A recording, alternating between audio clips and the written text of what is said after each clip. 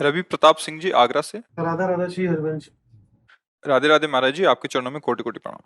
महाराज जी, आपके एक सत्संग में सुना था कि हमारी विवेक रूपी कैंची और साधन का बल कम है इन पहाड़ रूपी विकारों को जड़ से उखाड़ने के लिए, किंतु अगर प्रभु की कृपा रूपी तलवार चलेगी तो ये पहाड़ रूपी विकारों को एक बार में ही उखाड़ फेंकेगी। महाराज जी, कैसे प्रभु की ये कृपा रूपी तलवार चलेगी हमारे सभी विकार? हाँ, शरणागत हो जाओ अंदर से। पहले तो देखो तुम हार गए हो कि नहीं हार गए हो। अंदर से देखे कि हम हार गए, अब हमारा बस नहीं है कि मैं इन पर जीत सकूं सच्चाई से। और तुम्हें वास्तविक उन भोगों से दुख महसूस हो रहा हो। अभी क्या होता है, हम लोग सुन के कि पापाचरण नहीं करना चाहिए, पर लगता अंदर से बहुत अच्छा है। हमारी बात क्यों नहीं सुन रहे भगवान, उसकी बात समझो। हमने सुना कि ऐसा नहीं करना चाहिए, नहीं करना चाहिए, पर अंदर से बहुत अच्छा लग रहा है वो करने के लिए। अंदर सुखद लालसा है। फिर कहते भगवान बचा लो। तो हम ये बोला ऊपर से, और अंदर क्या है, अंदर वो बहुत। तो जब तक उसका दुख का अनुभव नहीं होगा तुम्हें, उनमें घृणा भाव नहीं होगा, उनमें ये भाव नहीं होगा कि मेरा नाश करने वाले, तब तक अंदर से पुकार नहीं होती। और जहां अंदर से वो जो सुखद बात थी, वहां क्लेश पैदा हो गया, अशांति। अब नहीं, बहुत हो चुका, बहुत हो चुका। हे प्रभु अब कृपा करो, मैं निकलना चाहता हूं। आप देख लो, शरणागत होकर अंदर से। बस बात समझ लेना, नंबर बिना मिले हेलो नहीं होगा। नंबर तभी मिलेगा जब अन्य कोई आश्रय, अन्य कोई चाह और भरोसा नहीं, एक भरोसो, एक बल, एक आस विश्वास, फौरन बात होगी। मतलब सेकंड तब व्यतीत होगा जब उत्तर तुम्हारे सामने होगा, फाइनल तुम्हारे सामने होगा, वो भगवान है। पर हमारा क्या होता है, अंदर जैसे हम चाहते हैं कि यार हम ऐसा ना करें, गंदी बात है, भगवान के खिलाफ बात है, पर अंदर से मिठास है, सुखद वृत्ति। फिर तुम्हें कोई नहीं बचाएगा। पहले जाओ वहां ठोकरे खाओ और दुखी हो। और जब तुम्हें असलियत में दुख समझ में आ जाए, तब बताना, तब रोना, तब उसी समय फिर बात बना। बिनु रोए किन पाई प्रेम प्यारा मीत। तो हम लोगों का जो कपट भरा प्रार्थना है, वो इसीलिए नहीं सुनी जाती कि अंदर से कपट है बीच में, कि मुझे प्रिय लगता है संसार और छोड़ना चाहते। तो अभी नाम जप करो, जब शुद्ध बुद्धि होगी तब आपको ये दिखाई देगा कि अरे वास्तविक ये दुखमय है। दुखालय में सुख कहाँ है? जब वास्तविक होगा तब अंदर से प्रार्थना होगी, और वो प्रार्थना अनसुनी नहीं होती, उसी प्रार्थना से भगवान का अवतार होता है। तुम्हारे हृदय में भगवान प्रकाशित हो जाएंगे। नाम जप करो, सत्संग सुनो, पवित्र भोजन पाओ, दूसरों के साथ अच्छा व्यवहार करने का भाव सोचो। फिर आपके हृदय में धीरे धीरे धीरे ये जो विकार हैं, ये चुभने लगेंगे। बुराई जब अपने को बुराई रूप में आती है ना, दिखाई देती है ना, तो उसको हम निकाल सकते हैं। लेकिन बुराई जब हमें सुखद लगने लगती है, फिर हम नहीं निकाल पाते।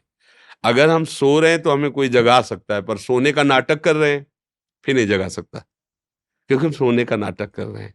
बात हमारी समझ में आ रही? चेष्टा होने के बाद महर्षि बहुत गलानी होती है बाद में। अभी वो ग्लानि नहीं जिसके ग्लान के बाद फिर मन भयभीत हो जाए। ऐसे भयभीत हो जाता है कि अब अगर ऐसा हुआ तो अब जीवित रहना मुश्किल हो जाएगा। अब नहीं, वो ग्लानि उसे कहते हैं, अब नहीं हो सकता, ये हमें काट दे चाहे, पर हम अब ये नहीं कर सकते। अब उसे देखो, सदन जी महाराज ठाकुर जी के दर्शन, जगन्नाथ जी के दर्शन करने के लिए जा रहे थे। बड़े महान भगत हुए हैं। तो रास्ते में भिक्षा के लिए किसी घर में गए। अब भजन करने वालों का एक अलग आकर्षण खिंचाव होता है। तो जो घर में वो देखा, तो नई अवस्था और भजन का बल तो तेज प्रकट हो रहा। तो उसने कहा बैठकर पा लीजिए, संध्या का समय था। सोचा चलो ठीक है, बैठ के पा। तो उनका आज यहाँ विश्राम कर लीजिए। सरल हृदय, ठीक, ऐसा नहीं होना चाहिए। भिक्षा लो, बाहर जाओ, मंदिर में सो जाओ, वृक्ष के नीचे सो जाओ, घर गृहस्थी में, क्योंकि वहां उनके परमाणु हैं, वहां उनकी गृहस्थी की लीला है। या कोई अलग ऐसा वास हो जो परिवार से अलग, तो फिर साधु महात्मा के लिए जिस घर में सब, उसी घर में शयन करने के लिए। बाहर, या तो बाहर दरवाजे के बाहर छप्पर पड़ा है ऐसा, या कोई देवालय या वृक्ष, ऐसा साधुओं के लिए कि घर गृहस्थियों से अन्न तो ले लिया, पर शयन हमारा एकांत में ही हो। पर वो सरल भक्त वहीं शयन। अब वो रात में, तब उन्होंने उत्तर दिया कि तुम कैसे स्वभाव वाली हो, तुम्हारा पति है अभी और तुम ऐसा। तो उसको लगा कि अगर पति ना रहे तो ये स्वीकार कर लेंगे, क्योंकि उन्होंने ऐसा कहा तो पति की हत्या कर दी। भाई बोले हमने पति को मार दिया, वो सो रहे थे। कोई घोर अपराध, तू कितनी पापिनी है, अपने पति की हत्या। बोले अब ज्यादा उपदेश मत करो, जो मैं कह रही हूँ वो करो, नहीं अभी हल्ला मचाती हूँ, पूरे गांव के लोग आएंगे तुम्हें जान से मार देंगे। तो उनका नहीं, मरना तो है ही है एक दिन, मैं तैयार हूं मरने के लिए, पर मैं कुमार्ग का आचरण नहीं कर सकता। कुमार्ग का, तुम्हारी इस श्रद्धा भावना के कारण मैं रुक गया। उसने मचा दिया हल्ला, लोग आ गए। उनका पहले इसने हमने छेड़ने की चेष्टा की, जब मैं राजी नहीं हुई, मेरे पति बचाने पक्ष में आया तो पति की हत्या कर दी और मेरे साथ ये अपवित्र व्यवहार करना चाहता। पूरा का पूरा भाव ही बदल दिया। अब उनको बंदी बनाया गया, राज दरबार में ले जाया गया, पूछा गया कि आपने ऐसा आचरण किया। उनका नहीं। वो स्त्री बोलने लगी झूठ बोल रहा है। राजा ने कहा ये स्त्री तो फिर जैसा ये बोल रही वैसा आप करो। एक बार केवल नहीं बोला था, दोबारा नहीं, दोबारा सफाई की, मालिक की जैसी इच्छा होगी वैसा। बोले इनके दोनों हाथ काट दिए जाए, काट दिए गए, दोनों हाथ काट दिए जाए, दोनों हाथ काट। संत वेश में, इसलिए उनको जेल तो सजा तो नहीं, इनके दोनों हाथ काट के इनको छोड़ दो। दोनों हाथ काट दिए गए, गए जगन्नाथ जी। हंस करके कहे कि अब प्रणाम भी कैसे करे, हाथ भी कैसे जोड़े, आप ले तो कटवा दिए। और जो ये ऐसे किया सो नवीन हाथ जब गए, ना हाथ कटने में उनको दर्द हुआ ना कोई कष्ट हुआ। भाव यहां दिखाया कि अगर हम धर्म से चले, हमें काट दिया जाए तो भी हम अधर्माचरण नहीं करेंगे।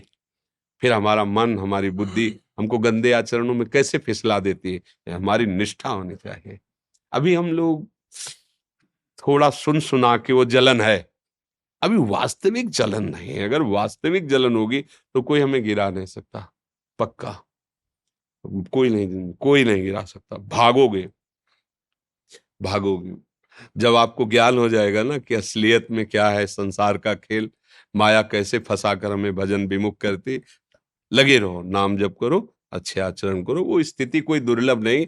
अपने हृदय में जब भगवान बैठे हैं तो कौन सी स्थिति अब हमारे लिए दुर्लभ है, सब स्थिति आ जाएगी।